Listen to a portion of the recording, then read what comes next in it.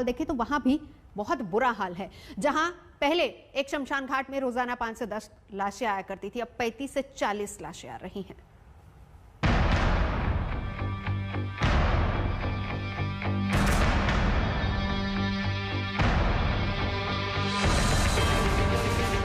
देश भर के शमशान की तस्वीरें सबको डरा रही हैं, लेकिन भोपाल के शमशान में बढ़ती भीड़ ने एक बड़ा सवाल खड़ा कर दिया है, क्योंकि एमपी सरकार कहती है कि भोपाल में पिछले 4 दिनों में सिर्फ 5 कोरोना मरीजों की मौत हुई, लेकिन इसी दौरान भोपाल के 2 शमशान में ही 187 शवों का कोविड प्रोटोकॉल के तहत अंतिम संस्कार होता है। सवाल यह है कि सरकार मौत के आंकड़े छिपा रही है।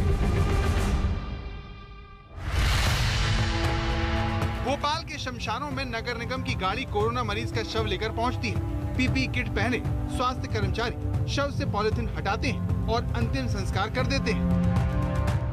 आउट ऑफ कंट्रोल कोरोना के बीच भोपाल के शमशान में धधकती ये चिताएं किसी को भी डरा सकती हैं, क्योंकि 12 चिताएं जब जल रही हैं, तब एम्बुलेंस में रखे शव अपने अंतिम संस्कार के इंतजार में।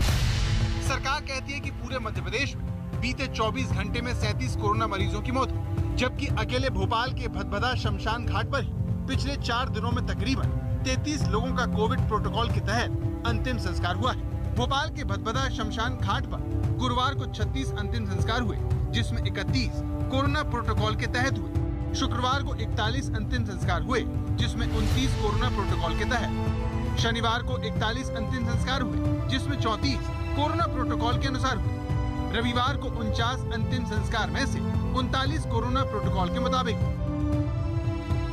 कोविड प्रोटोकॉल के तहत जी कितने शवों का अंतिम संस्कार हुआ है? देखिए, गुरुवार, शुक्रवार, शनिवार, रविवार इन 4 दिन में 133 कोरोना मृतक देह भदभदा में आ चुकी हैं, जिनका दाह संस्कार यहाँ हुआ है कोविड प्रोटोकॉल से। कोविड से।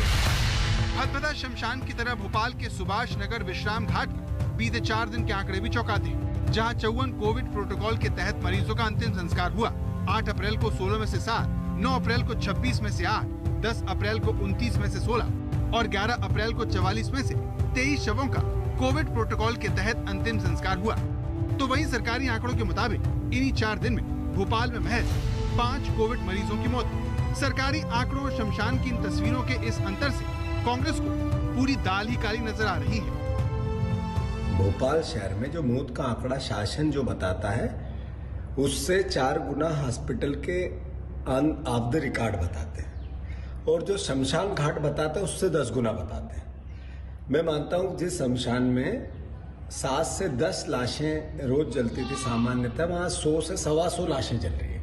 ये अपने आप में इस महामारी के प्रकोप को बता रहा है, इस सरकार के फेल्यूर को बता रहा है। लेकिन सरकार का अपना तर्क है। सूबे के मुखिया शिवराज सिंह चौहान ने आज तक से बातचीत करते हुए कहा कि संदिग्ध कोविड मरीजों का अंतिम संस्कार भी कोरोना प्रोटोकॉल के तहत होने से ये अंतर दिख रहा है। हमने ये भी तय किया है कि जितनी मृत्यु होगी कोरोना प्रोटोकॉल संदिग्ध की भी, कोरोना पॉजिटिव की तो कोरोना प्रोटोकॉल के तहत होगी, संदिग्ध की भी अगर मृत्यु होगी तो अंतिम संस्कार कोरोना प्रोटोकॉल के अंतर्गत ही किया जाएगा। जो मृत्यु सब होती है वो केवल कोरोना के कारण नहीं होती, उसके अन्य कारण भी होते हैं, लेकिन इस समय सब चूंकि अंतिम संस्कार प्रोटोकॉल के तहत होता है तो गिनती उसमें हो जाती है।